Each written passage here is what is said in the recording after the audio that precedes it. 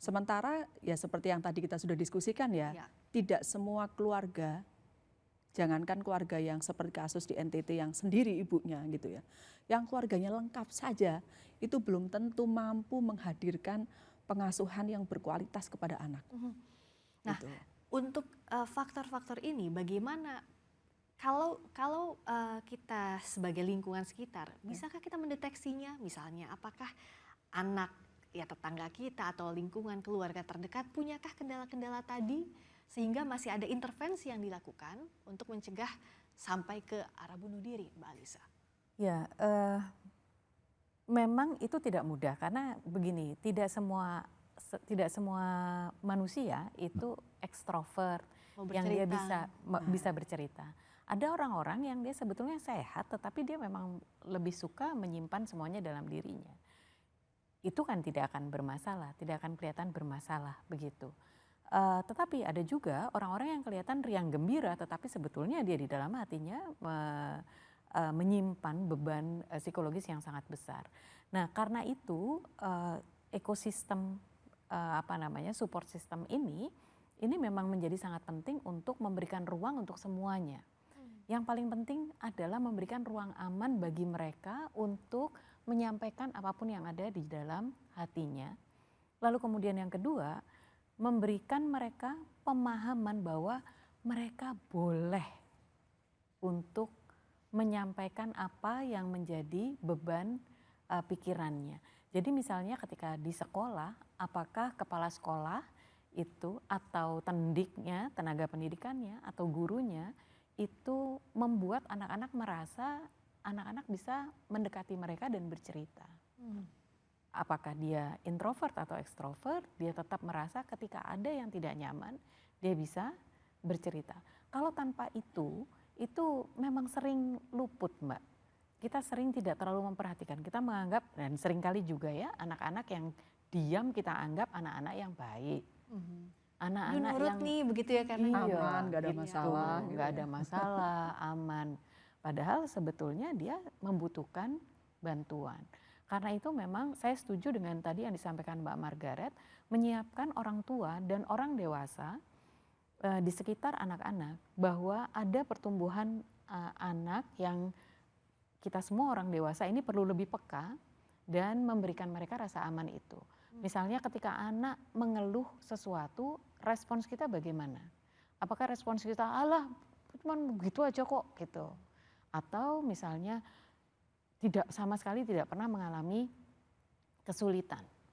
Apa-apa diselesaikan oleh orang tuanya, oleh pengasuhnya, oleh orang terdekatnya begitu. Sehingga dia tidak terbiasa juga untuk mengendalikan dirinya gitu. Jadi memang tidak mudah membangun ekosistem bagi seorang anak, apalagi anak yang banyak, apalagi dalam kondisi kemiskinan sekali lagi gitu. Jadi memang itu menjadi PR kita saat ini untuk memperkuat kesadaran dan pemahaman orang tua bagaimana cara dia akan mengasuh anak-anaknya dengan dunia yang seperti sekarang ya, gitu. Dengan beban yang berat juga sekarang. Betul, ya, dari berbagai sisi. betul. Dan itu sebenarnya kan bisa dilakukan, disiapkan dari awal ya. Misalnya kepada para catin, misalnya gitu Mbak.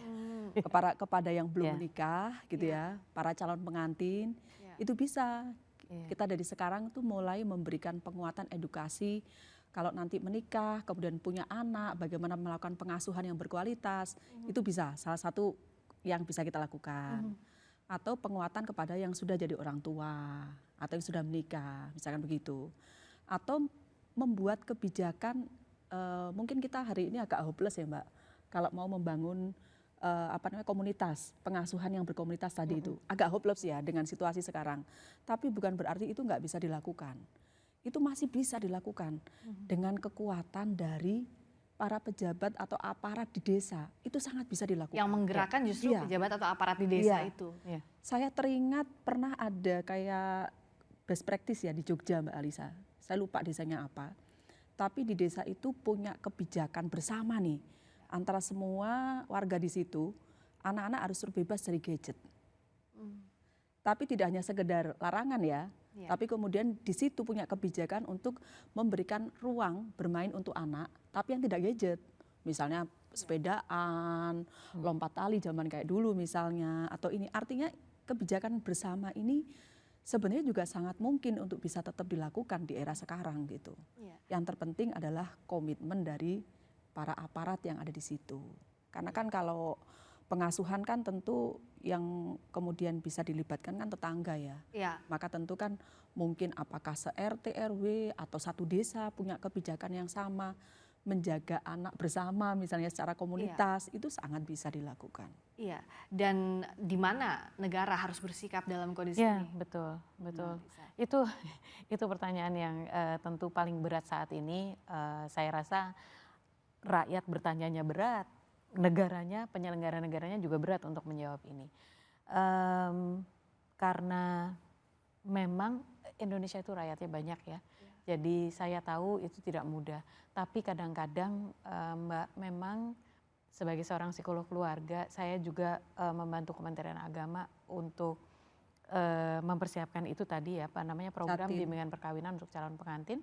Dan dari 5 sesi itu ada sesi pengasuhan memang, mempersiapkan para calon pengantin untuk prinsip-prinsip pengasuhan.